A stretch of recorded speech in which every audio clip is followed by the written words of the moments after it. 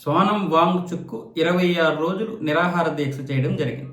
ఆయన నిరాహార దీక్ష విరమింపజేయాలి. ఆయన బ్రతికుండడం చాలా అవసరం. ఈ దేశానికి అలాంటి ఉద్యమకారుడు, అలాంటి ఇంజనీర్ ఉండాలని చెప్పి ఈ బొద్దింకలే అన్నాయి. ఈ బొద్దింకలు కూడా ఆయన దీక్ష విరమింప చేయడం కోసం చాలా తాపత్రయపడ్డాయి.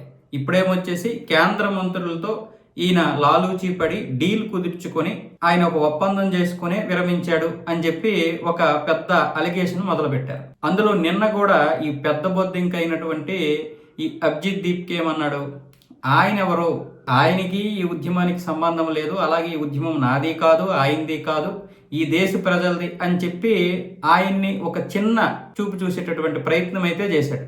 అలాగే మిగతా రాజకీయ నాయకులు కూడా వాంగ్చుక్కి కేంద్ర మంత్రులకి ఖచ్చితంగా ఏదో డీల్ జరిగిందని చెప్పి ఇటు కాంగ్రెస్ వాదులు అలాగే మిగతా నేతలందరూ కూడా ఒక్కటైపోయారు. ఇప్పుడు అంటే వీళ్ళే విరమింప చేయమని చెప్తారు, మీరు విరమించాలి, ఈ దేశానికి కావాలి, ఈ దేశానికి కావాల్సినటువంటి వాళ్ళు అంటారు. మళ్ళీ వీళ్ళే ఇలాంటి నెపాలు పెడతారు. ఎందుకు అంటే ఆ పేరంతా ఆయనకి వెళ్ళిపోకూడదు. ఈ పెద్ద బొద్దింక కూడా ఆలోచించింది ఏంటంటే మొత్తం వాంగ్చుక్ వైపు వెళ్ళిపోతుంది, మీడియా అంతా అటెన్షన్ అంతా అటువైపోతుంది, మన వైపు రావాలంటే మనం ఏం చేయాలి, అతన్ని దీక్ష విరమింపజేయాలి.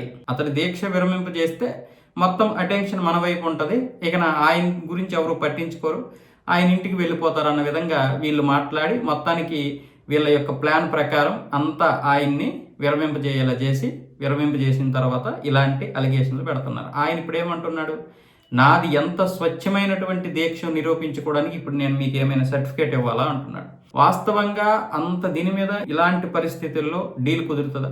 ఆయన యొక్క డిమాండ్లు తప్ప ఇంకేమైనా అక్కడ కుదురుతుందా? అక్కడ కుదిరేటటువంటి పరిస్థితి ఇప్పుడు ఉందా?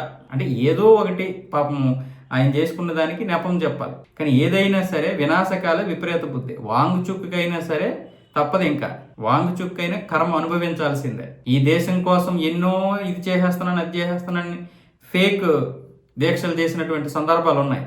ఈ రోజు నిజంగా చేసినటువంటి దీక్షను ఎవడు నమ్మడం. ఆ రోజు దేశాన్ని తాకట్టు పెట్టేటటువంటి వ్యక్తులతో కలిశాడు, ఏదో చేసేస్తానని చెప్పి కొన్ని ఫేక్ దీక్షలు చేశాడు లద్దాఖ్ గురించి.